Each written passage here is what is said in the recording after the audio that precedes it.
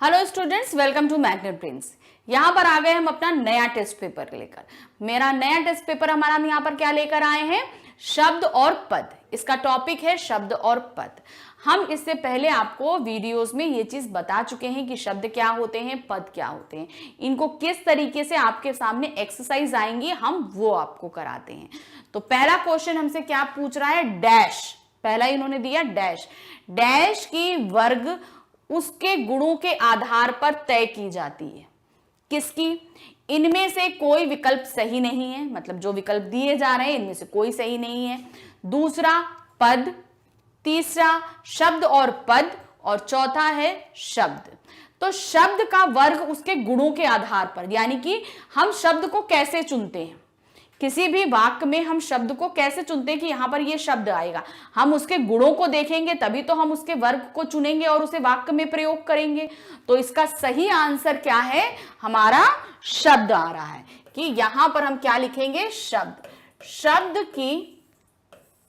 शब्द की वर्ग, यानी शब्द का वर्ग क्या है, उसे हम कहां पर रखें, हम उसे कहां पर रखें, ये उसके गुणों के आधार पर तय करते हैं। और उसके गुण किस आधार पर तय होते हैं?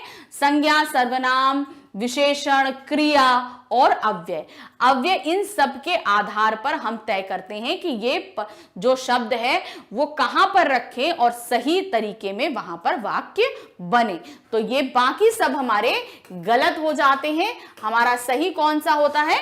लास्ट वाला, कि शब्द की वर्ग उसके गुणों के आधार पर तय होती है हमारी। अब नेक्स्ट क्वेश्चन हमारा क्या पूछ रहा है? वाक्य में प्रयुक्त डैश कोई ना कोई कार्य अवश्य करता है। यानी वाक्य में क्या चीज हम प्रयोग करते हैं जो सभी कुछ ना कुछ कार्य करेगा। क्या? तो पहला क्या है? शब्द। अब हम शब्द क्यों नहीं लिख सकते? अब देखिए, वाक्य में प्रयुक्त शब्द कोई ना कोई कार्य करता है, लेकिन ये हम शब्द इसलिए इस्तेमाल नहीं करते क्योंकि जब शब्द स्वतंत्र रहते हैं तब वो शब्द कहलाते हैं, लेकिन यहां तो हम वाक्य में प्रयोग कर रहे हैं उन्हें हम कहां प्रयोग कर रहे हैं? वाक्य में प्रयोग कर रहे हैं, तब तो वो शब्द रह ही नहीं जाते। तो ये वाला गलत है। फिर उसके बाद में आ रहा है हमारा, पहले दोनों विकल्प सही हैं, यानी कि ये और ये गलत सही है, ऐसा भी नहीं है, ये भी गलत है। फिर क्या है? पद। जब हम वाक्य में शब्दों को प्रयोग कर देते हैं तब वो पद बनते हैं, ये हम सभी को पता है। तो पद कोई ना कोई कार्य कर रहे होते हैं। जैसे कि अगर हम पद संज्ञा पद ले रहे हैं तो राम जो है किताब पढ़ रहा है, तो राम यहां क्या काम कर रहा है? किताब पढ़ने का। अब किताब क्या है? वो भी संज्ञा है, किताब पढ़ी जा रही है, वो भी कार्य हो रही है। फिर पढ़ रहा है, वो क्या है? क्रिया है, तो वो अपने आप में कार्य हो रहा है। यानी कि पद एक ऐसी चीज है जो हमेशा कोई ना कोई कार्य कर रहा होता है वाक्य में। तो यहां का हमारा सही क्या है? पद। ये सही है, इनमें से कोई विकल्प सही नहीं, ये गलत है हमारा। तो पद हमेशा कोई ना कोई कार्य जरूर संपन्न कर रहा होता है, इसीलिए वो वाक्य में प्रयोग किया भी जाता है। नेक्स्ट क्वेश्चन क्या है? शब्द कहते हैं। शब्द किसे कहते हैं? ये हमने आपको पहले भी बताया है, तो ये आपके सामने विकल्प है। चलिए सब पढ़ते हैं और सही ढूंढते हैं। तो पहला है, ध्वनियों के संयोग को शब्द कहते हैं। भाषा की निरर्थक इकाई को शब्द कहते हैं। निरर्थक मतलब जिसका अर्थ नहीं निकलता, तो वो उसको हम शब्द कहते हैं नहीं। वर्णों के मेल से बने स्वतंत्र एवं सार्थक ध्वनि समूह को शब्द कहते हैं। चौथा, ध्वनियों से बने समूह को जो किसी अर्थ का घोतक ना हो। तो अब आप इसमें बताइए, देखिए पहले से स्टार्ट करते हैं। ध्वनियों के संयोग से, ध्वनियों के संयोग से शब्द बनते हैं, ये एकदम सही है, लेकिन हमें इसके बाद भी जो विकल्प है वो ज्यादा सही लग रहा है। क्यों सही लग रहा है हम वो बताते हैं। देखिए, वर्णों के मेल से बने, वर्णों के मेल से बनते हैं, हम सभी को पता है। वर्ण जो लिखते हैं का, खा, गा, गा, गा, तो उनके मेल से शब्द बनते हैं, हमको पता है। फिर स्वतंत्र एवं सार्थक होते हैं, क्योंकि शब्द स्वतंत्र होते हैं, वाक्य में इस्तेमाल होते हैं, तो वो तो पद बन जाते हैं, तो वो स्वतंत्र रहते हैं। और सार्थक होते हैं, क्यों? जो हम उन वर्णों को मेल करते हैं वो उनका अर्थ निकलता है, इसलिए वो सार्थक कहलाते हैं। और वो ध्वनि समूह होते हैं, मुंह से निकलते हैं, ठीक है ना। तो वो ध्वनियां होती है ना, कि जैसे का, खा, गा, घा जो पढ़ रहे हैं ये तो ध्वनियां ही है ना। तो इन्हीं को हमने जब हम लिखते हैं तब ये लिपियां बनती हैं। तो वो यहां पर एकदम सही है, ये वाला हमारा एकदम सही है, थर्ड वाला, कि वर्णों के मेल से बने स्वतंत्र एवं सार्थक ध्वनि समूह को शब्द कहते हैं। अब जैसे लास्ट वाला भी आपका दिया है, ध्वनियों से बने समूह को जो किसी अर्थ का घोतक ना हो, यानी ध्वनियों से शब्द तो बन गया मगर उससे कोई अर्थ ना निकल रहा हो, तो कहीं वो शब्द कहलाएगा नहीं, क्योंकि अर्थ शब्द तो वही बनता है जो सार्थक होता है, तो इसलिए ये गलत। दूसरा, उस बाद सेकंड वाला क्या है, भाषा की निरर्थक इकाई, यानी भाषा की निरर्थक मतलब जिसका कोई अर्थ ना निकले, निरर्थक इकाई, मगर शब्द का तो अर्थ निकलता है, इसलिए ये भी गलत है। ध्वनियों के संयोग से बनता है, लेकिन ये अधूरी डेफिनेशन है, इसलिए हमने उसको एक्सेप्ट नहीं किया। सही एक्सेप्टेंस क्या थी, वर्णों के मेल से बने स्वतंत्र एवं सार्थक ध्वनि समूह को शब्द कहते हैं, ये हमारा एकदम सही था। अब हम आते हैं क्वेश्चन नंबर 4 पे। क्वेश्चन नंबर 4 क्या पूछ रहा है, हिंदी में पद कितने प्रकार के होते हैं। अब यहां पर हम आपके सामने उत्तर भी लेके आए हैं, क्योंकि ये हमारा रिटन में रहेगा, टिक द करेक्ट वगैरह हमारा यहां पर नहीं आएगा। तो क्या दे रहा है यहां पर आपको कि इसके आपके 5 पद होते हैं। तो पहला क्या है, संज्ञा पद, सर्वनाम पद, क्रियापद, विशेषण पद और अव्यय पद। ये हमारे 5 तरह के पद होते हैं हिंदी में, जिसमें हमने आपको बताया था पहले भी कि विकारी अविकारी होता है, तो विकारी के अंदर ये 4 आते हैं और अविकारी जो होता है वो अव्यय कहलाता है। क्वेश्चन नंबर 5, शब्द कब पद का रूप ले लेते हैं। कब रूप लेते हैं, जब शब्द वाक्य के अंग के रूप में प्रयोग किया जाता है तब वह पद का रूप ले लेता है। यानी शब्द जब वाक्य का पार्ट बन जाता है, अंग मतलब उसका पार्ट बन जाता है, तब वह पद का रूप ले लेता है। शब्द अगर स्वतंत्र है तो वो शब्द कहला रहा है, लेकिन जैसे ही वो वाक्य का एक पार्ट बन गया तो वो क्या कहलाता है, पद कहलाता है। जैसे लड़का एक शब्द है, लेकिन जब यह कहा जाता है कि लड़का खेलता है या लड़के ने किताब पढ़ी, तब वाक्य के अंग के रूप में प्रयुक्त हुए लड़का लड़के शब्द पद का रूप ले लेते हैं। यानी कि अगर हम उसको स्वतंत्र रूप में बोल रहे हैं लड़का और लड़के, तब तो वो स्वतंत्र है, लेकिन जैसे ही हमने ये बोला लड़का खेलता है या लड़के ने किताब पढ़ी, तो ये क्या हुआ, हमारा वाक्य में प्रयोग हो गया, तब ये शब्द हमारे क्या बन गए, ये शब्द जो हमारे स्वतंत्र थे ये हमारे क्या बन गए, पद बन गए। तब ये हमारे पद बन गए, लेकिन स्वतंत्र रूप में हमारे ये क्या रहते हैं, शब्द रहते हैं। स्वतंत्र हैं तो शब्द हैं और वाक्य में प्रयोग होते ही वो पद का रूप धारण कर लेते हैं। क्वेश्चन नंबर 6, शब्द किसे कहते हैं, उदाहरण सहित स्पष्ट कीजिए। किसको बोलते हैं, शब्द भाषा की स्वतंत्र व अर्थवान इकाई है। यानी कि जब हम भाषा बोलते हैं तो उसका अर्थ निकलना जरूरी है।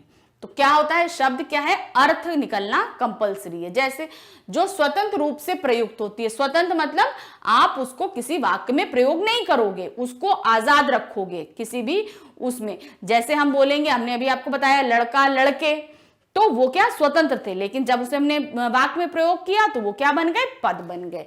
जैसे जब यह वाक्य के बाहर होता है तो यह शब्द कहलाता है। जैसे लड़का कमल, जब तक हम इसको वाक्य में प्रयोग नहीं करेंगे तब तक ये शब्द हैं, लेकिन लड़का कमल तो क्या बोलेंगे, लड़का कमल तोड़ता है। अब जैसे ही हमने इसको वाक्य में प्रयोग किया तो ये लड़का और कमल जो स्वतंत्र रूप से थे, शब्द थे, वो तुरंत क्या बन गए, हमारे पद बन गए। इसलिए स्वतंत्र रूप से प्रयोग की गई इकाई हमारी क्या कहलाती है, शब्द कहलाती है।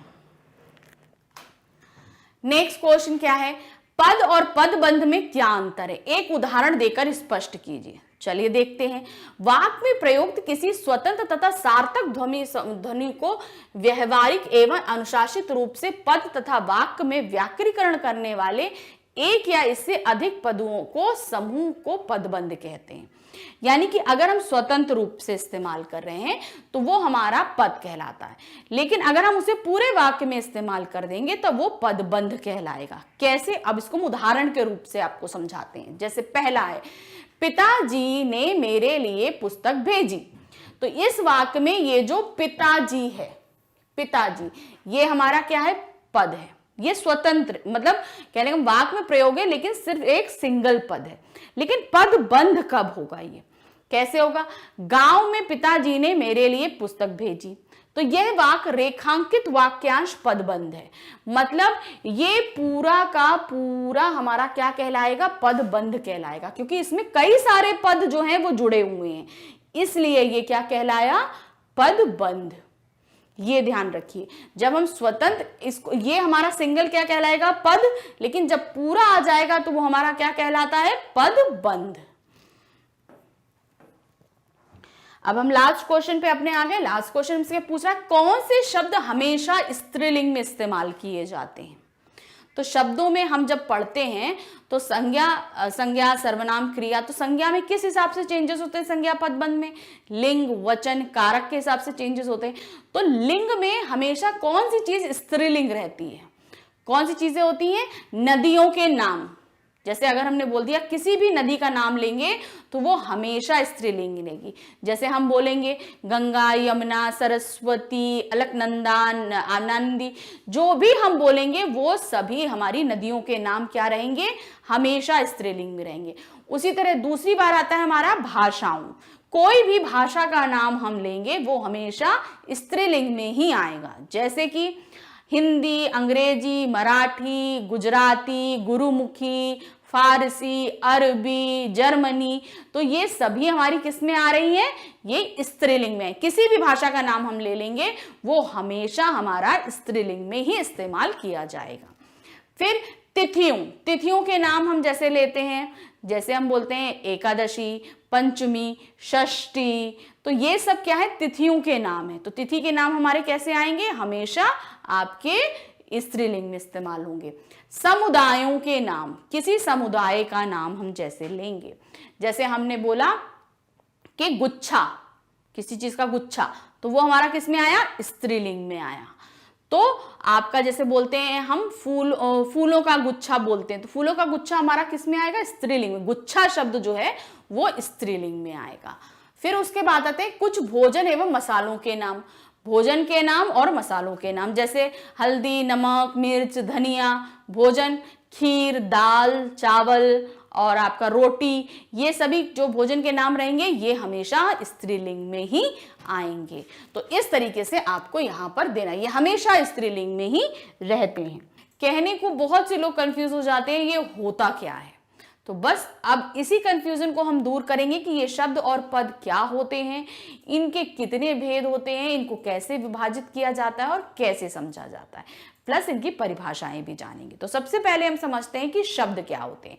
जैसे कि अभी तक हम पढ़ते आए हैं कि वर्णों के सार्थक मेल से शब्द की रचना होती है, ये हमें पता है। लेकिन ये क्या होते हैं, ये स्वतंत्र होते हैं। स्वतंत्र मतलब आजाद रहते हैं।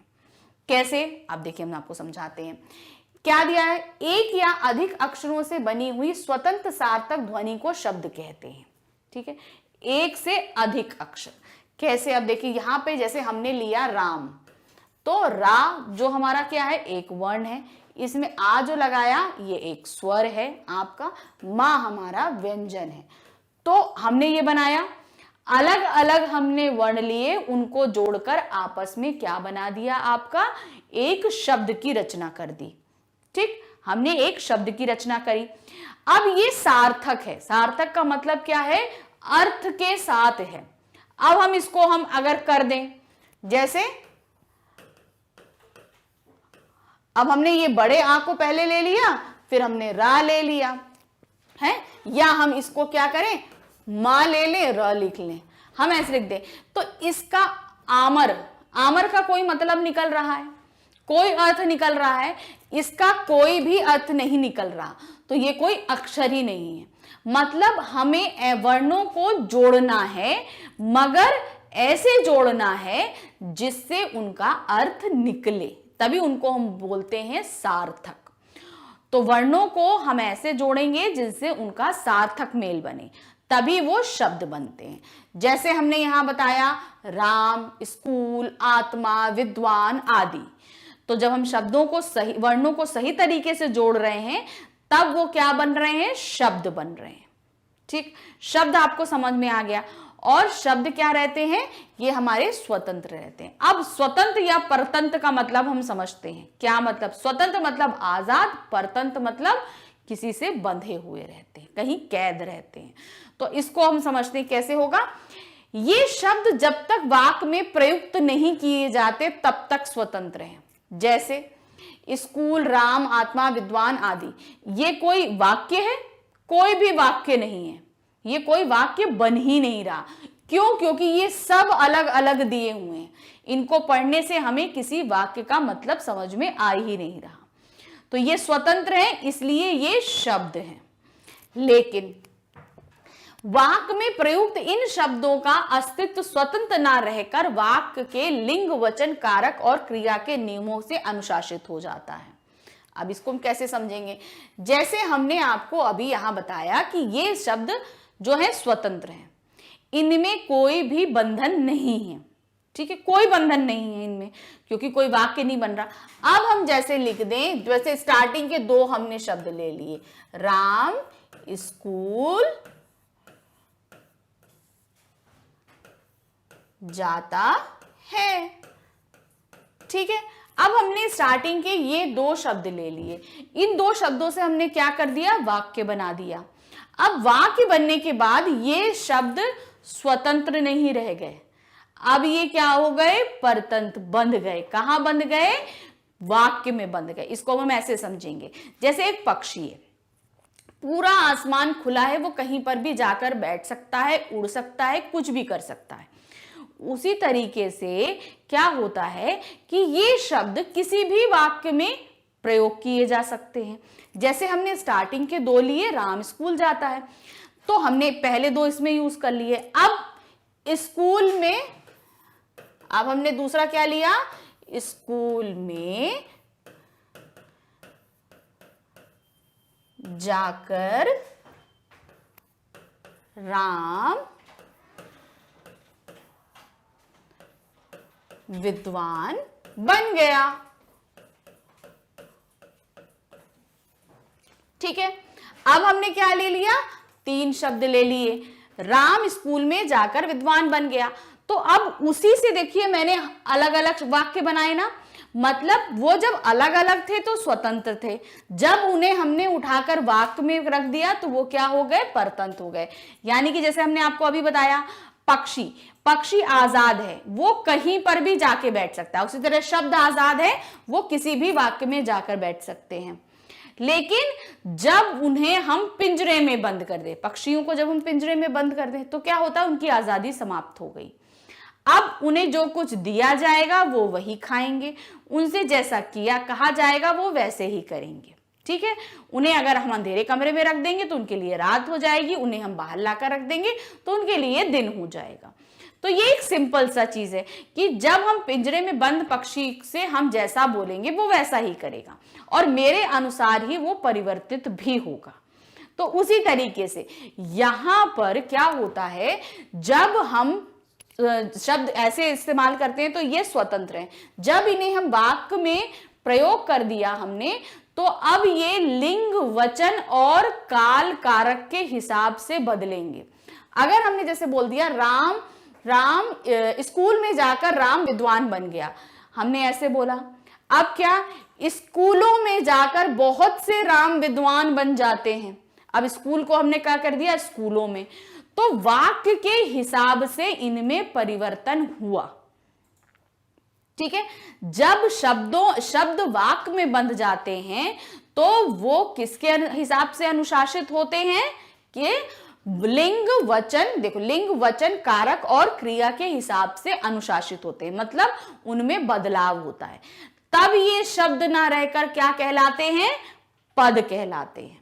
जब ये शब्द स्वतंत्र रहते हैं, कहीं इस्तेमाल नहीं हुए, तब तक ये शब्द रहते हैं। लेकिन जैसे ही इनको वाक्यों में प्रयोग किया जाता है, इनकी स्वतंत्रता समाप्त हो जाती है और ये किसके हिसाब से अनुशासित होते हैं, लिंग, वचन, कारक और क्रिया के हिसाब से अनुशासित होते हैं। तब ये पद कहलाते हैं, तब ये शब्द नहीं रह जाते। क्या दिया, अनुशासित हो जाता है। व्याकरण के नियमों से बंधने से ये शब्द ना रहकर पद बन जाते हैं। तो शब्द और पद का डिफरेंस आपको समझ में आ गया। जब तक स्वतंत्र हैं तब तक शब्द हैं, लेकिन जब उन शब्दों को हमने वाक्य में इस्तेमाल कर दिया तो वो क्या बन जाते हैं, पद बन जाते हैं। और यही पद जो हैं लिंग, वचन, कारक और क्रिया के हिसाब से बदलते भी रहते हैं।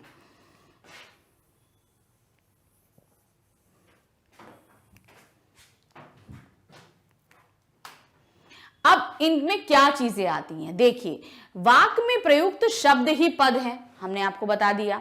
जब हम वाक्यों में प्रयोग करते हैं तो शब्द क्या होते हैं, पद कहलाते हैं, ये हमने आपको बताया। फिर नेक्स्ट क्या है, इस प्रकार प्रचलित भाषा में शब्द को ही पद कहा जाता है, लेकिन दोनों में स्पष्ट अंतर पाया जाता है। यानी कि हमने आपको प्रचलित भाषा में बता दिया कि ये शब्द है, ये पद है, ठीक है, हमने जैसे आपको समझाया, आपको समझ में आ गया। लेकिन इन दोनों में बहुत अंतर होता है। क्यों अंतर होता है, शब्द तो वही, अब जैसे हमने राम उठा के शब्द में लिख दिया, राम स्कूल जाता है, स्कूल भी उठा के रख दिया, स्कूल, लेकिन ये क्या है, अब ये स्वतंत्र नहीं रह गए, इसलिए इनमें अंतर है। जब तक वो स्वतंत्र है, राम, स्कूल, आत्मा, विद्वान, तो उनका कोई अर्थ नहीं है, उन सबका कोई अर्थ नहीं निकल रहा। लेकिन जब उन्हें हमने वाक्य में इस्तेमाल किया तो उनका अर्थ भी बना, प्रयोजन भी बना, दोनों ही चीजें बनी, इसलिए इनमें अंतर आता है। फिर उसके बाद में क्या है, वाक्य से परे शब्द होता है और वाक्य में प्रयुक्त पद होता है। यानी कि जब तक हम उसे प्रयोग नहीं कर रहे, किसी वाक्य में प्रयोग नहीं कर रहे, तब तक वो शब्द है, और जैसे ही हमने उसे वाक्य में प्रयोग कर लिया, वो क्या बन गया, हमारा पद बन गया। फिर शब्द शब्दकोश में पाए जाते हैं, लेकिन वाक्य और भाषा में पद पाए जाते हैं। शब्द कहां पाए जाते हैं, शब्दकोश यानी डिक्शनरी में। अब सिंगल वर्ड है, जैसे हमने लिखा विद्वान, अब आपको विद्वान का मतलब नहीं पता, तो आप कहां खोजोगे, आप डिक्शनरी में खोजोगे। तो डिक्शनरी में खोज के उसका अर्थ निकालोगे, जिसे बहुत ज्यादा ज्ञान प्राप्त हो, वो है विद्वान, आपने वहां से अर्थ निकाला। लेकिन अगर हमारे सामने पद हमको कहां मिलेंगे, पद, शब्द की खोज तो हमने शब्दकोश में कर ली, मगर पद की खोज कहां करेंगे, पद की खोज हम करेंगे वाक्य और भाषा में करते हैं। जैसे हम जो बोल रहे हैं वो हिंदी भाषा बोल रहे हैं, फिर वो किससे बन रही है, वाक्य से बन रही है। वाक्यों का निर्माण किससे हो रहा है, पदों से हो रहा है। और पद कैसे बने हैं, शब्द से बने। शब्द ही जब वाक्य में इस्तेमाल हुए तो वो किससे बन गए, पद से पद आ गए। तो पदों की खोज हम करते हैं वाक्य और भाषा में, और शब्द की खोज हम कहां करते हैं, शब्दकोश में, यानी कि डिक्शनरी में। फिर वाक्य पदों से मिलकर बनता है और शब्दों से नहीं। वाक्य किससे, हम कभी नहीं बोलेंगे शब्दों से मिलकर वाक्य बना है, हम हमेशा क्या बोलते हैं, पदों से मिलकर वाक्य बने हैं कभी भी, क्योंकि शब्द स्वतंत्र है, और जैसे ही हमने वाक्य में इस्तेमाल किया तो वो क्या बन गए, पद। तो सही जो वाक्य की परिभाषा क्या बोलेंगे, पदों के सार्थक मेल से ही वाक्य की रचना होती है। फिर वाक्य में प्रयुक्त शब्द की आकृति और रूप में परिवर्तन किया जा सकता है। तो वाक्य में जब हम शब्द को प्रयोग कर लेते हैं तो उनकी आकृति में परिवर्तन किया जा सकता है। कैसे, अगर कोई एक वचन चीज है, जैसे हम बोलेंगे चिड़िया उड़ रही है, तो वो तो एक है, तो चिड़िया उड़ रही है। अब उड़ रही भी तो हमारा पद ही है ना, तो अब हम बहुवचन में अगर इसको इस्तेमाल करेंगे तो क्या होगा, चिड़िया उड़ रही हैं, बहुत सारी हो जाएंगी, रही हैं। अब उसी तरह हम क्या बोलेंगे, लड़का खेल रहा है, तो एक वचन है। अब लड़का भी एक वचन में है, क्रिया भी हमारी एक वचन में है, लेकिन इसमें हम परिवर्तित करेंगे, कैसे आ जाएगा परिवर्तन, इसमें परिवर्तन आएगा बहुवचन के कारण।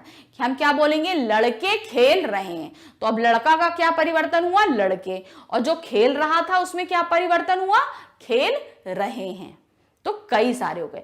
तो जो इसमें है इनमें परिवर्तन संभव है, यानी कि प्रयुक्त शब्द आकृति और रूप में परिवर्तित किया जा सकता है। इस परिवर्तन में सहायक शब्दांश को व्याकरण की विभक्ति कहते हैं। अब विभक्तियां कैसे होती हैं, विभक्ति का मतलब होता है कारक का इस्तेमाल करना। जैसे राम के द्वारा पत्र लिखा गया, या हम बोलेंगे लड़के के द्वारा पत्र लिखा गया, तो जो के द्वारा है ये क्या है, कारक है। कारक क्या होती है, विभक्तियां होती हैं। व्याकरण की विभक्तियां क्या होती हैं, कारक। और कारक क्या, जैसे हमने बोला कि लड़के के द्वारा पत्र लिखा गया, तो के द्वारा हमारी विभक्ति है। लेकिन जब हमने उसमें ये चीज आपके लिए ऐड कर दी, हमने ये बोला कि लड़कों ने पत्र लिखा, तो अब ने भी तो विभक्ति है ना, कारक है, तो उसमें बदलाव हुआ। तो इस तरीके से बदलाव, परिवर्तन जो सहायक होते हैं, जिनकी वजह से परिवर्तन होता है, वो क्या कहलाती है? विभक्तियां, यानी कि कारक। विभक्ति वाक्य में प्रत्येक पद में गुप्त अथवा प्रकट रूप में विद्यमान रहती है, जैसे राम गोविंद को देखता है। तो अब जैसे यहां पर हमारे सामने वाक्य है राम गोविंद को देखता है, तो यहां पर एक विभक्ति शो हो रही है, को हमारी क्या है? ये भी हमारा कारक है, कारक यानी कि विभक्ति है। और यहां पर जो नहीं शो हो रही है, राम ने गोविंद को देखा, तो ये भी हमारी क्या? ये भी हमारा कारक है। देखिए, ठीक, यहां पर एक विभक्ति हाइड थी, छुपी हुई थी, तो यानी कि ये अप्रकट रूप में है, ये प्रकट हो रही है। तो वाक्य में विभक्तियां छुपी भी रहती हैं और दिखती भी हैं, दोनों ही कंडीशन में रहती हैं हमारे सामने। फिर इस वाक्य में राम निर्विभक्ति पद है और देखता है क्रिया का कर्ता है, यानी कि राम निर्विभक्ति है, यानी राम में ने लगाया था ना हमने, तो वो निर्विभक्ति, यानी उसके साथ विभक्ति नहीं थी। और क्रिया क्या है? देखता क्या है? कर्ता की क्रिया है। कर्ता कौन है? राम है। राम की क्रिया क्या है? देखना। फिर कर्तव्य प्रकट करने के कारण यह पद है, यद्यपि कोई विभक्ति साथ नहीं है। अब यहां पर कर्तव्य प्रकट किया जा रहा है देखने का, इसलिए इसके साथ में किसी भी तरह की विभक्ति को नहीं लगाया गया है। अब यहां पर क्या है? हमने क्रिया को प्रकट करना। अगर हम बोलेंगे राम ने गोविंद को देखा, तो यहां पर विभक्त जो है क्रिया संपूर्ण रूप से प्रकट नहीं हो रही, इसलिए यहां पर हमने विभक्ति को हाइड किया हुआ है। इस अध्याय में हम पद भेदों का भी विचार करेंगे, पद में कितने भेद होते हैं, हम ये भी यहां पर आपको बताएंगे। तो सबसे पहले रूप परिवर्तन अथवा प्रयोग के आधार पर शब्द में मुख्यतः दो भेद होते हैं। ठीक है, शब्द के हम दो तरीके के भेद देते हैं, पहला है विकारी और दूसरा है अविकारी। अब इनको हम सबसे पहले समझेंगे कि कैसे। विकारी वे शब्द जिनमें बदलाव होता है और अविकारी वो शब्द जिनमें बदलाव नहीं होता है। चलिए देखें क्या है। अब देखेंगे, सबसे पहले हमने इसका आपको एक पूरा बनाकर दिया है ग्राफ कि कैसे है। जैसे शब्द के आपके दो भेद दिए हैं, एक विकारी दिया है, एक अविकारी दिया है। तो अविकारी मतलब जिनमें बदलाव हो रहा है, जैसे कि हम संज्ञा शब्द लेते हैं। जैसे संज्ञा हमने लिया लड़का, अब लड़का की जगह हम लड़की भी कर सकते हैं, लड़कियां कर सकते हैं। तो वो सब क्या हुआ? वो आपका संज्ञा बदलाव हुआ ना, लड़का का लड़की हुआ, तो उनमें बदलाव होता है, इसलिए संज्ञा। सर्वनाम वह, वे, वो, ये क्या है? एक वचन, द्विवचन और बहुवचन के लिए इस्तेमाल होता है आपका। जैसे बोला हमने एक, वह हम किसके लिए इस्तेमाल करते हैं? एक वचन के लिए। वे किसके लिए मैं इस्तेमाल करते हैं? बहुवचन के लिए। फिर कोई भी, जैसे हम किसी चीज के लिए हम इस्तेमाल करेंगे तो क्या बोलेंगे? वो। तो ये सभी सर्वनाम थी, लेकिन वचन के हिसाब से इनमें भी बदलाव हुआ। इसमें लिंग के हिसाब से हमने बदलाव किया, इसमें भी वचन के हिसाब से बदलाव हो सकता है। जैसे लड़का का लड़के हो सकता है, लड़की का लड़कियां हो सकते हैं। तो पहले तो हमने आपको लिंग के कारण बदलाव बताया कि लड़का का लड़की बना, लेकिन दूसरा क्या? वचन के कारण हो सकता है। लड़के का लड़के हो सकता है, लड़की का लड़कियां हो सकता है, मंदिर का मंदिरों हो सकता है, गांव का गांवों हो सकता है, बहुत सारे गांव हो जाएंगे, शहर का शहरों हो सकता है, पेड़ पेड़ों हो सकता है। तो यहां पर वचन के हिसाब से पद में बदलाव हुआ। यहां पर सर्वनाम के हिसाब से बदलाव दिया। विशेषण शब्द भी बदलाव में आते हैं। ठीक है, जैसे हम बोलते हैं हरा रंग शोभनीय है, हरा रंग शोभनीय है। अब हम बोलेंगे हरे रंग का तोता, अब हरा और हरे में बदलाव हुआ, तो जहां पर शब्दों में बदलाव हो रहा है वो सभी हमारे विकारी के अंतर्गत आएंगे। ये आया हमारा विशेषण में। क्रिया में बदलाव कैसे होता है? देखता है, देखते हैं, खेलते हैं, खेलता है। फिर अब इसमें ये तो हमने वचन के हिसाब से बताया। अब क्रिया में काल के हिसाब से बदलाव होता है। काल भूतकाल, भविष्यकाल, वर्तमान काल। अब हम क्या बोलेंगे? हमने राम को देखा, हमने अभी देखा। हम राम को देख चुके थे, हम राम को देखेंगे। तो अब क्रिया देख चुके हैं, देखेंगे, देखा, ये तीनों ही चीजों में बदलाव हुआ। क्यों हुआ? काल के कारण हुआ। तो जहां पर भी बदलाव होगा वो सभी हमारे क्या कहलाते हैं? आपके विकारी के अंदर आते हैं। अब हम आते हैं अविकारी शब्दों में। हमारे अविकारी शब्द क्या होते हैं? वे शब्द जिनमें बदलाव हो ही नहीं सकता, किसी भी कारण, किसी भी परिस्थितियों में बदलाव नहीं होता। कैसे देखते हैं? सबसे पहले आता है हमारा क्रिया विशेषण। क्रिया की विशेषता बताने वाले शब्द क्या कहलाते हैं? क्रिया विशेषण कहलाते हैं। जैसे हमने आपको बताया घोड़ा दौड़ता है, तो यहां पर घोड़े की क्रिया क्या है? दौड़ना, ठीक है, दौड़ता है। अब दौड़ने के बारे में क्या बताया जाए? जैसे हमने बोल दिया घोड़ा तेज दौड़ता है, हमने क्या बताया आपको? घोड़ा तेज दौड़ता है। तो तेज किसके लिए इस्तेमाल किया हमने? हम इस्तेमाल कर रहे हैं किसके लिए? दौड़ने के लिए। तो क्रिया की क्या विशेषता है? तेज दौड़ना। तो तेज शब्द हमारा क्या है? क्रिया विशेषण है। क्रिया की विशेषता बतला रहा है वो तेज। अब आपको हमने क्रिया विशेषण समझा दिया। क्रिया विशेषण में बदलाव नहीं होगा। कैसे? जैसे नहीं होगा हम बताते हैं आपको। जैसे घोड़ा तेज दौड़ता है, अब इसी वाक्य को हम बहुवचन में बोलते हैं, घोड़े तेज दौड़ते हैं। अब तेज में किसी भी स्थिति में बदलाव हुआ? नहीं हुआ। या हम बोलेंगे घोड़ी तेज दौड़ती है? नहीं। घोड़ा तेज दौड़ चुका है, घोड़ा तेज दौड़ेगा, है ना। अब हमने देखो सब परिस्थितियों में आपको बता दिया, वचन से बता दिया, हमने आपको क्या कहते हैं काल से बता दिया, हमने आपको लिंग से बता दिया। किसी भी स्थिति में क्या तेज शब्द में बदलाव हुआ? बिल्कुल भी नहीं हुआ। तो जिन शब्दों में बदलाव नहीं होता वो अविकारी कहलाते हैं, उनमें हमारा क्रिया विशेषण हो गया। अब हमारे आते हैं समुच्चय बोधक शब्द। समुच्चय बोधक शब्द वो जो बहुत सारी चीजों को साथ में लेकर चलते हैं, जैसे और, तथा, अथवा, या, परंतु, क्योंकि, इसलिए, ये सब हमारे क्या होते हैं? आपके समुच्चय बोधक शब्द। यानी कि बहुत सारे शब्दों को आपस में जोड़ते हैं या कई वाक्यों को आपस में जोड़ते हैं। जैसे मैं स्कूल गई क्योंकि मुझे पढ़ना था। अब ये क्योंकि शब्द, ठीक है। लड़की स्कूल गई क्योंकि उसको पढ़ना था। अब ये क्योंकि शब्द पे ध्यान दीजिएगा। अब हम इसे वचन के हिसाब से पढ़ रहे हैं। लड़कियां स्कूल गईं क्योंकि उनको पढ़ना था। तो ये क्योंकि शब्द कहीं बदला?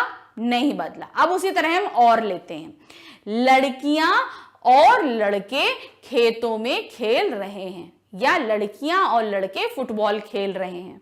हमने ऐसे बोला, ठीक। अब हम इस जगह अब बदल देते हैं। अभी तो हमने आपको वो बताया, अब हम क्या बोलेंगे? मोहन और वह फुटबॉल खेल रहे हैं। अब एक जगह हमने संज्ञा कर दिया, एक जगह सर्वनाम कर दिया, मगर और शब्द में कहीं बदलाव हुआ? कहीं नहीं हुआ। तो ये परिस्थितियां जहां पर कई सारे वाक्य और कई सारे पद हम साथ में लेते हैं, वहां पर हम समुच्चयबोधक शब्दों को उनको जोड़ने के लिए लगाते हैं। तो वो हमारे क्या कहलाते हैं? आपके अविकारी शब्द, जिनमें बदलाव नहीं हुआ। अब उसी श्रेणी में नेक्स्ट आता है संबंध बोधक। संबंध बोधक शब्द क्या होते हैं? जो आपस में शब्दों को जोड़ते हैं, ठीक है। जैसे कि हमने आपको बताया मेरा घर नदी के किनारे है। हमने आपको क्या बोला? मेरा घर नदी के किनारे है। तो जो के किनारे है वो हमारा संबंध बोधक शब्द है। क्या है हमारा वो? संबंध बोधक। नदी के किनारे से मेरे घर क्या संबंध बता रहा है वो। ये बदलाव नहीं होगा। जैसे मैंने आपको बताया मेरा घर नदी के किनारे है। अब ये के किनारे शब्द पर आप ध्यान दीजिएगा। अब हम इस पे अब हम इसको नेक्स्ट शब्द लेते हैं। अब नेक्स्ट वाक्य लेंगे, क्या बोलेंगे? उसका घर मेरे घर के पास है, या उसका घर मेरे घर के किनारे है, ठीक है। या बोलेंगे उसकी झोपड़ी मेरे घर के किनारे है। अब ये के किनारे शब्द नहीं बदला, तो ये क्या हुआ हमारा संबंध, जहां पर वाक्य में एक संज्ञा या एक सर्वनाम या ये दो संज्ञा के बीच के संबंध को बताने के लिए हम जिन शब्दों का इस्तेमाल करते हैं वो हमारे संबंध बोधक शब्द कहलाते हैं, उनमें बदलाव नहीं होता, इसलिए संबंध बोधक। अब आता है विस्मयादि बोधक शब्द। विस्मयादि बोधक शब्द क्या होते हैं, जैसे कि जो हमारे विस्मय को प्रकट करते हैं। जैसे हमने कोई गंदी चीज देख ली तो हम क्या बोलेंगे, छी कितनी बदबूदार चीज है। तो ये जो छी शब्द आया ये नहीं बदलेगा। जैसे हमने बोला छी कितनी बदबूदार चीज है, अब इस छी को ही ले लो, अब हम बोलेंगे छी कितना गंदा चित्र बनाया है, तो क्या छी बदला, नहीं बदला। उसी तरह हम क्या बोलते हैं, हम बोलते हैं हर्ष, यानी कि बहुत खुश हो गए, अरे तुम स्कूल में पास हो गए, अरे तुम स्कूल में प्रथम आए, अरे तुम्हें चोट लग गई, अरे ये क्या हुआ तुम गिर गए, हाय तुम्हें दर्द हो रहा है। तो ये सारे जो शब्द हैं अरे, हाय, छी, ये किसी भी सिचुएशन में बदलते नहीं हैं, तो ये क्या कहलाते हैं हमारे विस्मयादि बोधक। तो यहां पर हमने आपको विकारी और अविकारी दोनों ही तरह के शब्दों में बदलाया। जिनमें बदलाव होता है वो विकारी, जिनमें बदलाव नहीं होता है वो अविकारी। इन्हीं शब्दों को हम अव्यय भी कहते हैं। अविकारी शब्द ही हमारे अव्यय भी कहलाते हैं। अब नेक्स्ट क्या दिया, विकारी शब्द। जिन शब्दों में प्रयोगानुसार कुछ परिवर्तन उत्पन्न होता है वो विकारी कहलाते हैं। हमने आपको बताया था जहां बदलाव होता है, जैसे बुढ़ापा, सोना, बुरा, जागना, दौड़ना, तू, मैं आदि विकारी शब्द हैं। कैसे, मैंने बताया ना, बुढ़ापा, बूढ़ा, बूढ़े, बुढ़े, तो ये सब क्या, इसमें बूढ़, बूढ़ शब्द जो है वो मूल शब्द है, तो इनमें बदलाव हो रहा है। फिर सोना, सोना का क्या हो जाएगा आपका सो, सोया, तो ये शब्द बदलाव हुआ। बुरा, बुरे, तो ये बदलाव हुआ। जागना, जाग, जगना, तो ये हुआ। दौड़ना, दौड़, दौड़े, तू, तो, तुम्हें, तुम्हारे, मैं का मेरा, मैं, तुम्हारा, तुम्हें, ये सब बदलाव हो रहे हैं, इसलिए ये क्या कहलाते हैं, विकारी। तो इनमें हमने अभी आपको समझाया, इनमें संज्ञा, सर्वनाम, विशेषण और क्रिया के आधार पर बदलाव होते हैं। इन सभी में इस आधार पर बदलाव उत्पन्न होते हैं। फिर नेक्स्ट आता है अविकारी। जो शब्द प्रयोगानुसार परिवर्तित नहीं होते वो शब्द अविकारी कहलाते हैं। जैसे धीरे धीरे, तथा, अथवा, और, किंतु, वह, अच्छा, ये सभी अविकारी कहलाते हैं। इनमें क्या होता है, क्रिया विशेषण, क्रिया की विशेषता बतलाने वाले शब्द, उनमें बदलाव नहीं होता। जैसे हमने आपको बताया था घोड़ा तेज दौड़ता है, तो तेज में बदलाव नहीं हुआ था। फिर समुच्चय बोधक, जहां पर कई सारे शब्दों को जोड़ने के लिए कुछ शब्द को लगाया जाता है, जैसे तथा, अथवा, और, ये सब हमारे क्या होते हैं, ये या तो शब्दों को जोड़ रहे हैं या वाक्यों को जोड़ते हैं। जैसे माँ बाजार गई और सब्जियां लेकर आई, तो यहाँ पर दो वाक्यों को जोड़ने का काम कौन कर रहा है, तो और क्या है, हमारा समुच्चय बोधक शब्द है, लेकिन इनमें किसी भी परिस्थिति में बदलाव नहीं होता है। फिर संबंध बोधक। संबंध बोधक हमने आपको क्या बताया था कि जहां पर एक का संबंध दूसरे से बताया जाता है। फिर विस्मयादि बोधक, जैसे आपको हमने वाह, अच्छा, ये शब्द बताए थे, ये हमारे किस में आते हैं, संबंध बोधक शब्दों में आते हैं। अब इसको हमने आपको अंतर स्पष्ट किया विकारी और अविकारी में। कैसे अंतर स्पष्ट किया देखते हैं। विकारी शब्द लिंग, वचन, पुरुष, कारक, काल आदि में रूपांतरित होते रहते हैं। इन सब के कारण इनमें बदलाव होता रहता है विकारी शब्दों में। लेकिन अविकारी शब्द अपने रूप कभी नहीं बदलते, किसी भी परिस्थिति में नहीं बदलते हैं, कुछ भी हो जाए। फिर विकारी, इसके अंतर्गत संज्ञा, सर्वनाम, विशेषण, क्रिया आते हैं। ये इसके चार भेद हैं। इनके अंदर, विकारी के अंदर ये चार चीजें आती हैं। और अविकारी में क्या आते हैं, इसके अंतर्गत क्रिया विशेषण, संबंध बोधक, समुच्चय बोधक, विस्मयादि बोधक, उपसर्ग, निपात आदि शब्द आते हैं। फिर अब इसमें उदाहरण के तौर पे आइए, जैसे दिया लड़का जाता है, लड़की जाती है। हाईलाइट विकारी शब्द है, तो ये जो हमने हाईलाइट किए हैं ये विकारी शब्द है, क्योंकि इनमें देखिए मूल शब्द के साथ बदलाव पैदा हुआ है। लड़का का लड़की बना है, तो ये बदलाव हुआ। जब बदलाव होता है तो वो हमारे विकारी पद कहलाते हैं। अब नेक्स्ट आइए उदाहरण, यहां पर नेक्स्ट क्या है, वह अभी भी करेगा, वह अभी भी होगा। तो देखिए यहां पर करेगा और होगा है, लेकिन ये जो हमारा बीच का जो हाईलाइटेड शब्द है इनमें बदलाव नहीं हुआ, तो ये हमारे क्या कहलाए, आपके अविकारी शब्द। तो इन जब जहां पर बदलाव नहीं होगा वो हमारे कहलाते हैं अविकारी शब्द।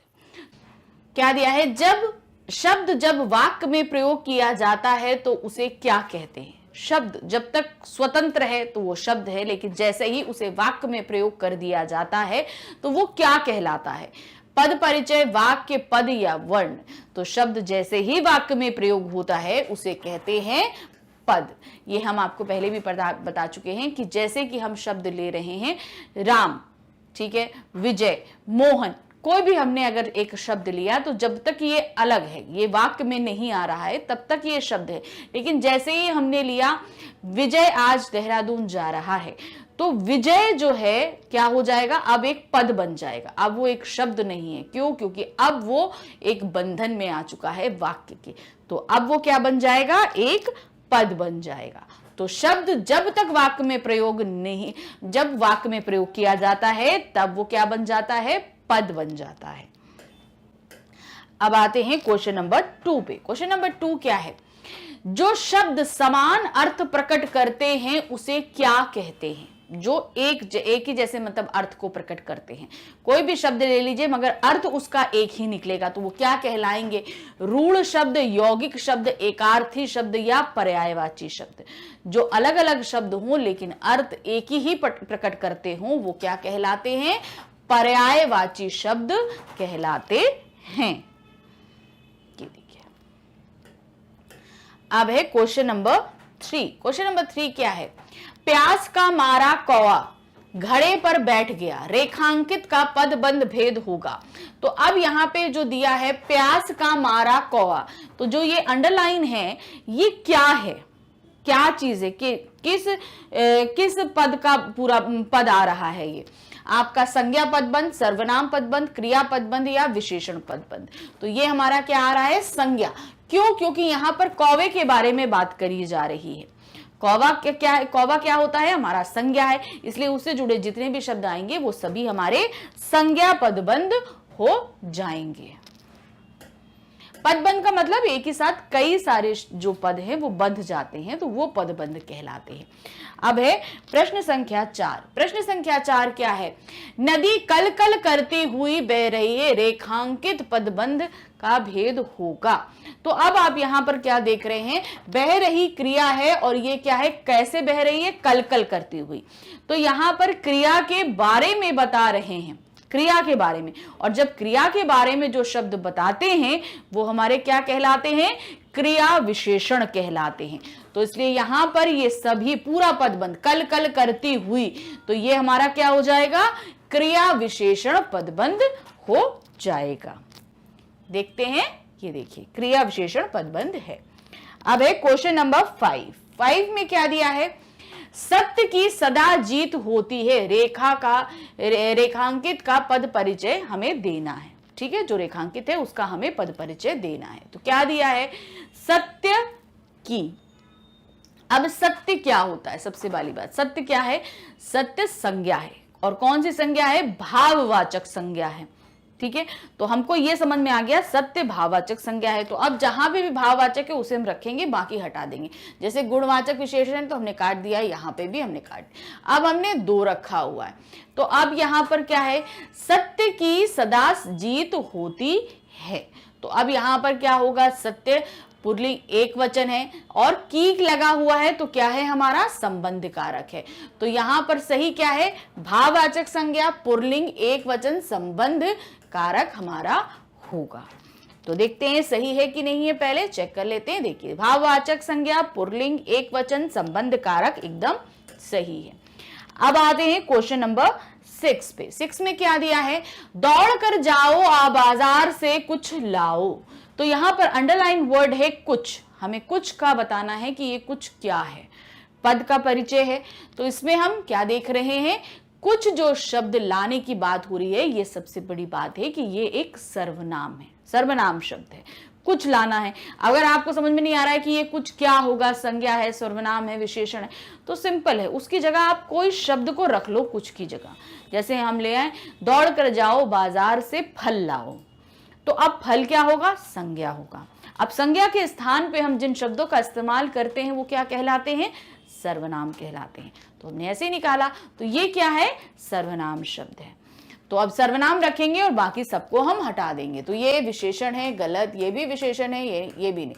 तो बचा हमारे पास एक अनिश्चित वाचक है। क्यों, क्योंकि यहाँ पे कोई क्वांटिटी नहीं दी है, क्या लाओ, क्या लाओ, कितना लाओ, कुछ नहीं है, इसलिए अनिश्चित वाचक है।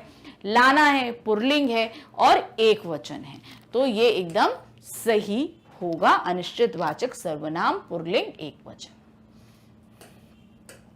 अब है क्वेश्चन नंबर 7। 7 में क्या दिया है, निम्नलिखित में विकारी शब्द होते हैं। विकारी मतलब देखिए दो तरह के शब्द होते हैं, विकारी और अविकारी। विकारी शब्द वो जिनमें आपका लिंग, वचन, काल, इन तीन के हिसाब से तब्दीलियां होती हैं, जो बदल जाते हैं, वो विकारी कहलाते हैं।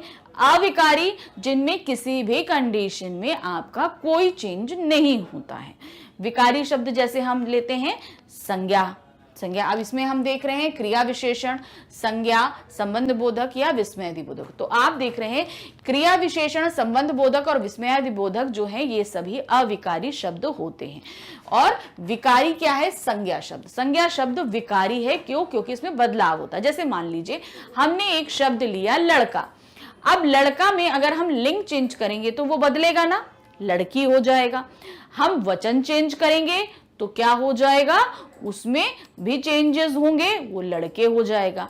अब हम क्रिया का कोई शब्द लेते हैं, जैसे लड़का खेलता है, अब हमने खेलता है लिया, अब उसमें अगर हम काल के हिसाब से चेंज करें, खेल चुका है, बदला ना क्रिया, फिर खेल रहा है, खेलेगा।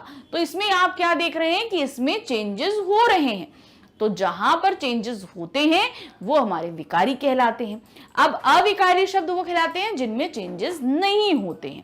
जैसे हमने बोला पास, हमने बोला के पास, अब आप इसमें कुछ भी चेंज करिए, ये के पास शब्द नहीं बदलेगा और नहीं बदलता है।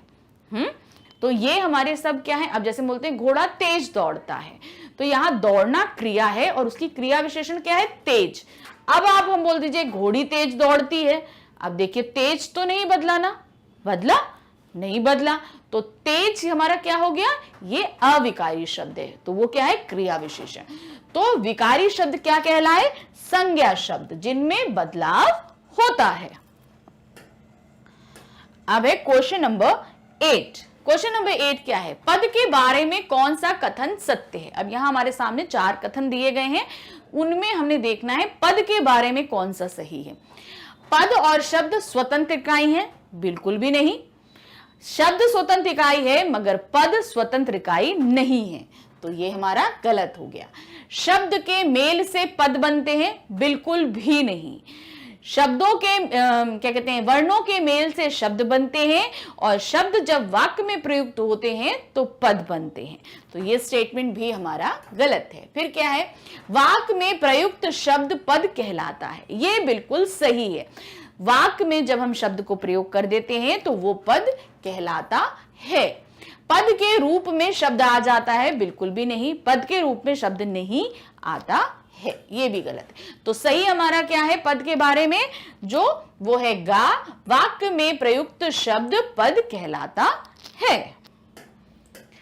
अब है क्वेश्चन नंबर 9। क्वेश्चन नंबर 9 में क्या दिया है, जब कोई शब्द पद का रूप लेता है तो, जब लेता है तो क्या होता है, देखते हैं भाई इसके बारे में। शब्द पद नहीं बन सकता, बिल्कुल भी नहीं, शब्द तो पद बनता ही है, तो ये गलत हो गया। उन पर व्याकरण नियमों का कोई प्रभाव नहीं पड़ता। बिल्कुल, शब्द जब पद बनता है तो उस पर व्याकरण नियमों का प्रभाव पड़ता है, तो यह भी गलत है। स्वतंत्र रहने के कारण उस पर व्याकरण के नियम लागू होते हैं। व्याकरण के नियम लागू तो होते हैं मगर पद स्वतंत्र नहीं होता है, तो ये भी स्टेटमेंट गलत है। फिर क्या है, शब्दों की स्वतंत्रता समाप्त हो जाती है, वह व्याकरण के नियमों में बंध जाता है। बिल्कुल सही, जब शब्द पद का रूप लेता है तो शब्द की स्वतंत्रता खत्म हो जाती है और वो व्याकरण नियमों के अंतर्गत बंध जाता है। ये एकदम सही है। अब आते हैं क्वेश्चन नंबर 10 पे। 10 में क्या दिया है, रेखांकित शब्द की पहचान कीजिए। रम्या, प्रिया और सोहम खेल रहे हैं, तो रेखांकित पद है प्रिया। अब ये क्या है, हमारे पास तो ऑप्शन दिया, ये एक शब्द है, किसी का नाम मात्र है, कोई निरर्थक इकाई है या पद है। तो यहां पर ये शब्द तो है, ठीक है, ये शब्द है, लेकिन ये एक वाक्य में प्रयोग हो गया है, इसलिए ये शब्द नहीं रह गया, तो इसको हम काट देंगे। ये किसी का नाम तो है, ये बात सही है, ये किसी का नाम मात्र है, लेकिन ये एक वाक्य में प्रयोग होने के कारण ये नाम भी नहीं रह गया, निरर्थक नहीं है। क्यों? क्योंकि ये किसी का नाम है और इसका अर्थ निकलता है, इसलिए निरर्थक इकाई नहीं है। ये क्या है, पद है। क्या कहते हैं, प्रिया क्या है, ये एक पद है। क्यों? क्योंकि ये एक वाक्य में प्रयोग कर दिया गया है। अब है क्वेश्चन नंबर 11। 11 में क्या दिया है, हम पद उन शब्दों को कहते हैं जो, हम पद किन शब्दों को कहते हैं जो वाक्य की आवश्यकता अनुसार बदलते नहीं हैं। बिल्कुल नहीं, पद वाक्य की आवश्यकता अनुसार बदल सकते हैं। जिनका अस्तित्व स्वतंत्र होता है, पद का अस्तित्व स्वतंत्र नहीं होता, वो व्याकरण के नियमों में बंधा होता है। जो किसी अर्थ को स्पष्ट ना करता हो, जो किसी अर्थ को स्पष्ट ना करे, वो निरर्थक इकाई कहलाती है। ये भी गलत है। जो व्याकरण के नियमों में बंध कर वाक्य में प्रयुक्त होते हैं, ये सही। जब हम पद, क्या कहते हैं, हम पद उन शब्दों को कहते हैं जो व्याकरण के नियमों में बंध कर वाक्य में प्रयुक्त हो जाते हैं। अब है क्वेश्चन नंबर 12। क्वेश्चन नंबर 12 में क्या दिया है, राम ने पुस्तक पढ़ी, इस वाक्य में प्रयुक्त पदों की संख्या कितनी है, स्पष्ट कीजिए। तो सबसे पहले देखिए, ये हमारे पास में वाक्य है। क्या दिया है, राम ने पुस्तक पढ़ी, तो इसमें एक पद ये है, दूसरा पद ये है और तीसरा पद ये है। तो 1, 2 और 3, तो यहां पर कितने टोटल पदों की संख्या कितनी है, 3 है। तो इस वाक्य में पदों की संख्या हुई हमारी 3। चलिए देखते हैं आगे। ये देखिए, अब आते हैं प्रश्न संख्या 13 में। 13 में क्या दिया है, मोहन ने खाना खाया, इस वाक्य में रेखांकित की पहचान कीजिए। मोहन क्या है, पद है, शब्द और पद दोनों है, इनमें से कोई भी विकल्प सही नहीं है। तो मोहन क्या है, मोहन एक पद है। क्यों? क्योंकि ये किसमें इस्तेमाल हो गया, ये एक वाक्य में प्रयोग हो गया है, इसलिए ये शब्द से पद बन चुका है। अब है क्वेश्चन नंबर 14। क्वेश्चन नंबर 14 क्या है, शब्द डैश के नियमों से मुक्त या स्वतंत्र होता है। तो क्या यहां पर देंगे, शब्द डैश के नियमों से मुक्त और स्वतंत्र होता है। अब उस डैश में हमें क्या भरना है, व्याकरण, वाक्य, पद या शब्द। तो क्या होता है, शब्द वाक्य के नियमों से मुक्त या स्वतंत्र होता है। शब्द जो है वो वाक्य के नियमों में नहीं बनता, क्योंकि वो तो भाई स्वतंत्र ही रहता है। बनता कौन है, पद बनता है, शब्द नहीं बनता है। अब आते हैं क्वेश्चन नंबर 15। 15 में क्या दिया है, अर्थ के आधार पर शब्द के कितने भेद होते हैं। अर्थ के आधार पर शब्द के कितने भेद बोले गए हैं, 1, 2, 3, 4। तो कितने होते हैं, 4 होते हैं। अब कौन से होते हैं, अभी हम आपको बताते हैं। ये देखिए, 4 भेद होते हैं।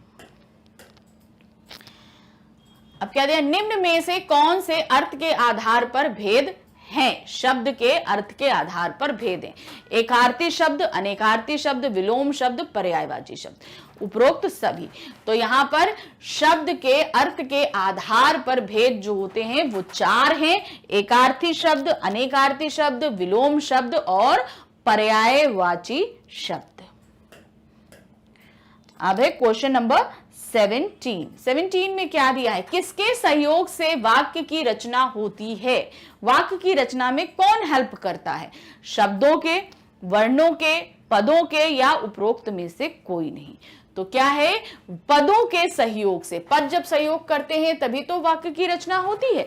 तो सही क्या है, पदों के सहयोग से वाक्य की रचना होती है। अब है क्वेश्चन नंबर 18। क्वेश्चन नंबर 18 क्या है, वाक्य में प्रयुक्त होने के बाद पद किन से प्रभावित होते हैं। जब पद जो है वो वाक्य में प्रयोग हो जाते हैं तो वो किस चीज से प्रभावित होते हैं, लिंग, वचन, कारक, काल या उपरोक्त सभी। तो यहां पर क्या है, वाक्य में प्रयुक्त होने पर पद उपरोक्त सभी से प्रभावित होते हैं। मतलब लिंग से भी बदलते हैं, वचन से भी बदलते हैं और कारक से भी बदलते हैं और काल से भी बदलते हैं। इन सभी से जो है इनमें चेंजेस आते हैं। जैसे अभी हमने आपको थोड़ी देर पहले बताया था कि लिंग अगर हम बदलते हैं, लड़का का लड़की हो जाता है, वचन हो जाता है, लड़के हो जाता है। कारक से भी प्रभाव पड़ता है। कारक में क्या होता है, अगर हमने ने लगाया है तो को लगाया है, तो के लिए लगाया है, तो ये सभी अलग अलग कारक के चिन्ह होते हैं। फिर साथ ही काल, क्रिया किससे बदल जाती है, काल से बदल जाती है। तो ये सभी चीजें पदों को प्रभावित करती हैं। अब है क्वेश्चन नंबर 19। क्वेश्चन नंबर 19 क्या है, सही या गलत बताओ। आपको जो क्वेश्चन पूछा जा रहा है उसको आपको सही और गलत में आंसर देना है कि शब्दों का रूप स्वतंत्र होता है जबकि पद स्वतंत्र अपना नहीं है। कि मतलब उसका अपना, जबकि पद स्वतंत्र नहीं होता है। तो सही है या गलत है, सही है।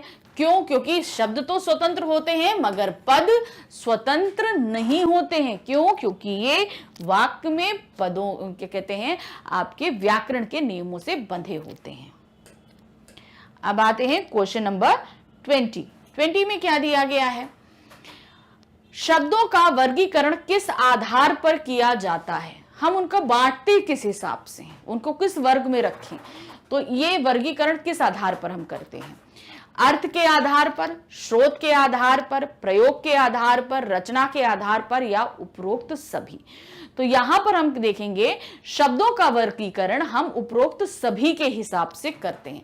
यानी कि उस शब्द का क्या अर्थ निकल रहा है तो उसे हम कहां पर रखें, उसका स्रोत कहां है, जैसे वो स्रोत आ रहा है तो तभी हम रूढ़ और यौगिक उसी हिसाब से लेते हैं। प्रयोग, उसको हम कहां प्रयोग करना है उसके आधार पर उसकी रचना की जाती है। तो यहां पर शब्दों का वर्गीकरण जो है वो हम उपरोक्त सभी जो है के हिसाब से करते हैं। मतलब 4 हमारे हैं वर्गीकरण के आधार। अब है क्वेश्चन नंबर 21 में हमारे पास क्या दिया है, एक शब्द से उन शब्दों का निर्माण किसकी सहायता से होता है। यानी कि एक शब्द से उन शब्दों का निर्माण किसकी सहायता से किया जाता है। मतलब हम और शब्द, एक शब्द से हम कई और सारे शब्द बना ले, कैसे किससे होते हैं, उपसर्ग, प्रत्यय, समास या उपरोक्त सभी। तो यहां पर क्या होता है, यहां पर एक शब्द से हम इन सभी की सहायता से और नए शब्दों को बना सकते हैं। जैसे एक शब्द है हमारे पास लोक, तो अब ये लोक है, एक शब्द है। अब इसमें अगर हम उपसर्ग लगा देंगे तो यहां क्या हमने आ लगा दिया तो क्या बन गया, आलोक। ठीक है, यहां पे हमने आ लगा दिया तो क्या बन गया, आलोक। अब अगर हम प्रत्यय लगा देंगे क्या हो जाएगा, अलौकिक। ठीक है, इस तरीके से बनाना। तो यहां पर एक शब्द से हम और शब्दों का निर्माण किनकी सहायता से करते हैं, उपसर्ग, प्रत्यय और समास, इन सभी की सहायता से हम करते हैं। अब आते हैं क्वेश्चन नंबर 22 पे। 22 में क्या दिया गया है, डैश का वर्ग उसके गुणों के आधार पर तय किया जाता है। किसका वर्ग तय किया जाता है, शब्द का वर्ग तय किया जाता है। अभी हमने आपको बताया ना, शब्दों का वर्गीकरण उनके गुणों के आधार पर तय किया जाता है कि वो शब्द कहां से आया है, तभी उसका वर्गीकरण किया जाता है। अब है क्वेश्चन नंबर 23 में क्या दिया है, वाक्य में प्रयुक्त डैश का कोई ना कोई कार्य अवश्य होता है। अब वाक्य में कौन प्रयुक्त होता है, हमारा शब्द, पद, पहले दोनों विकल्प सही है, इनमें से कोई नहीं। तो वाक्य में प्रयुक्त पद का कोई ना कोई कार्य अवश्य होता है, कि मतलब क्योंकि शब्द तो हमारा नहीं होता और शब्द और पद दोनों एक साथ नहीं हो सकते, तो क्या होता है, वाक्य में शब्द हमेशा क्या बन जाता है, पद बन जाता है। तो इसका क्या होगा, पद एकदम सही आंसर होगा। अब है क्वेश्चन नंबर 24 में क्या दिया गया है, शब्द कहते हैं, शब्द किसको कहते हैं, ध्वनियों के संयोग को कहते हैं, भाषा की निरर्थक इकाई को कहते हैं, वर्णों के मेल से बने स्वतंत्र एवं सार्थक ध्वनि समूह को शब्द कहते हैं। ये हमारा एकदम सही है। ध्वनियों से बने समूह को जो किसी का अर्थ का घोतक ना हो, तो जब अर्थ नहीं है तो वो निरर्थक हो जाता है, तब तो वो शब्द नहीं रह गया ना। तो सही क्या है, शब्द कहते हैं वर्णों के मेल से बने स्वतंत्र एवं सार्थक ध्वनि समूह को, मतलब जो स्वतंत्र होता है और जिसका अर्थ होता है, सार्थक मतलब जिसका अर्थ होता है, वही शब्द कहलाता है। अब है क्वेश्चन नंबर 25 में क्या दिया है, हिंदी में पद कितने प्रकार के होते हैं, कितने प्रकार के पद होते हैं आपके, 2 3 4 5। तो हिंदी में पद 5 प्रकार के होते हैं। कौन कौन से पद होते हैं, संज्ञा पद, सर्वनाम पद, आपका क्रियापद, क्रिया विशेषण पद और अव्यय पद, ये 5 हमारे पद होते हैं। क्वेश्चन नंबर है 26, क्या दिया, निम्न में से कौन से हिंदी के पदों के प्रकार हैं। अब हमने जो अभी पूछा था कितने होते हैं, वही नाम है, संज्ञा पद, सर्वनाम पद, क्रिया विशेषण पद, क्रिया पद और अव्यय पद। तो ये हमारे सभी उपरोक्त सभी पद होते हैं। ये देखिए, अव्यय के अंदर ही हमारा क्रिया विशेषण पद भी आ ही जाता है। तो यहां पर क्या होगा, संज्ञा, सर्वनाम, विशेषण, क्रिया और आपका अव्यय पद होते हैं। तो उपरोक्त सभी हमारे पदों हैं। अब एक क्वेश्चन नंबर 27 में क्या दिया, कौन से शब्द हमेशा स्त्रीलिंग होते हैं। आप कहीं पे भी इस्तेमाल करिए, वो शब्द हमेशा स्त्रीलिंग कहलाएंगे। वो कौन से होते हैं, नदियों के नाम, भाषाओं के, तिथियों के, समुदायों के, कुछ भोजन और मसालों के, उपरोक्त सभी। तो यहाँ पर उपरोक्त इन सभी भी, किसी भी नदी का नाम लीजिए, कोई भी भाषाओं के नाम लीजिए, तिथियों के नाम लीजिए, समुदायों के नाम लीजिए, मसालों के नाम लीजिए, ये सभी जो है हमेशा स्त्रीलिंग ही रहते हैं। ये कहीं पर भी इस्तेमाल किए जाएं, हमेशा स्त्रीलिंग रहेंगे। अब क्वेश्चन नंबर 28 में क्या दिया है, स्रोत के आधार पर शब्दों के कितने प्रकार होते हैं। स्रोत मतलब कहां से हमारे पास आए हैं, स्रोत मतलब कहां से आ रहे हैं, इसके आधार पर कितने प्रकार के होते हैं, 2 6 7 5। तो स्रोत के आधार पर 5 प्रकार के शब्द होते हैं, 5 तरीके होते हैं, तत्सम, तद्भव, देशी शब्द, विदेशी शब्द और संकर शब्द। संकर मतलब जो 2 भाषाओं से मिलकर बनते हैं, कोई 2 भाषाएं ले ली, उनसे मिलकर जो नए शब्द का निर्माण होगा वो संकर शब्द कहलाते हैं। अब आते हैं क्वेश्चन नंबर 29 पे। 29 में क्या है, जब कोई शब्द 2 विभिन्न भाषाओं के योग से बना हो तो उसे क्या कहते हैं। अभी हमने आपको बताया 2 अलग अलग भाषाओं से मिलकर के संयोग से अगर कोई शब्द बनता है तो वो क्या कहलाता है, संकर शब्द कहलाता है। अब आते हैं क्वेश्चन नंबर 30 पे। क्वेश्चन नंबर 30 में हमारे पास क्या है, रूढ़ शब्द किसे कहते हैं, जिन शब्दों के सार्थक खंड ना हो। सार्थक खंड यानी कि जब उन्हें हम अलग अलग करें तो वो कभी भी जो है अलग नहीं हो पाए, ऐसा मतलब अगर वो अलग करें तो उनका कोई अर्थ ही ना निकले। जिनके अनेक अर्थ प्रचलित हो, जिनका एक ही अर्थ हो, जो संस्कृत से आए हो। तो इसमें सही क्या है, रूढ़ शब्द वे कहलाते हैं जिनको अलग करने पर उनका सार्थक अर्थ नहीं निकले, मतलब हम अलग कर रहे हैं मगर उसका कोई सही अर्थ नहीं निकल रहा है। तो जैसे इसमें देखिए दिया है हवा, पानी, तो अगर हम हवा को अलग करेंगे तो हा और वाह हो जाएगा, तो हा का भी कोई अर्थ नहीं है, वाह का भी अलग। इसी तरह यहां से पा और नी का अलग करेंगे तो कोई अर्थ नहीं है। तो जिनका हम विघटन नहीं कर सकते, विघटन कर भी दें तो उनका कोई अर्थ नहीं निकलेगा, तो ऐसे शब्द हमारे क्या कहलाते हैं, रूढ़ शब्द कहलाते हैं। तो इस तरीके से हमने यहां पर इस टॉपिक के क्वेश्चन आंसर्स खत्म किए। आई होप आपके लिए ये काफी हेल्पफुल रहेंगे कि आप कैसे समझे, क्या जाने, कैसे करें। शब्द और पद पे हमारे वीडियोस पहले भी आ चुके हैं, आप उनको गो थ्रू जरूर करिएगा। सिर्फ हिंदी ही नहीं, किसी और भी सब्जेक्ट में अगर आपको कोई भी प्रॉब्लम है तो आपको बहुत ही इजी स्टेप्स फॉलो करने हैं और आप किसी भी सब्जेक्ट में कहीं पे भी अटक रहे हो अपने सभी डाउट्स को क्लियर कर सकते हैं। तो उसके लिए आपको आना होगा हमारी वेबसाइट magnetsbrain.com पे। जैसे सपोज आप हिंदी के ही किसी टॉपिक पे अटक रहे हैं तो आप क्या करेंगे, तो आप हमारी वेबसाइट पे आएंगे magnetsbrains.com पे, तो वहां पर आप देखेंगे कि किंडरगार्टन से लेकर क्लास 12 तक की सारी क्लासेस अवेलेबल। यहां पर आपको 100% फ्री एजुकेशन प्रोवाइड करी जाती है, आपसे कुछ भी नहीं लिया जाता। तो बिल्कुल इस मौके का फायदा उठाइए। तो आपको सिलेक्ट करनी है अपनी क्लास 9th। आप यहां पे सिलेक्ट करेंगे तो 9th में जितने भी सब्जेक्ट पढ़ाए जा रहे हैं आपके सामने आ गए। अब आपको हिंदी में किसी चैप्टर को लेकर प्रॉब्लम हो रही है तो आप हिंदी में यहां पर क्लिक करेंगे, जहां वॉच नाउ लिखा है उस पर क्लिक करते ही हिंदी की पूरी प्लेलिस्ट आपके सामने आएगी, जिसमें कृतिका पार्ट 1, क्षितिज पार्ट 1, आपका ग्रामर सेक्शन, संचयन, स्पर्श, सैंपल पेपर, एमसीक्यू सीरीज, सभी कुछ अवेलेबल है। आप जो कुछ भी देखना चाहते हैं आप वहां पर क्लिक करेंगे। क्लिक करते ही आपके सामने उसमें जितने भी रिलेटेड टॉपिक्स हैं सभी आपके सामने आएंगे। जो कुछ आप पढ़ना चाहते हैं उस टॉपिक पे क्लिक करिए और आपका वीडियो स्टार्ट हो जाएगा। वीडियो देखिए, अपने सभी डाउट्स को क्लियर कीजिए, लेकिन साथ ही हमारे चैनल को लाइक, सब्सक्राइब और शेयर करना बिल्कुल नहीं भूलिएगा। Thank you for watching, bye bye.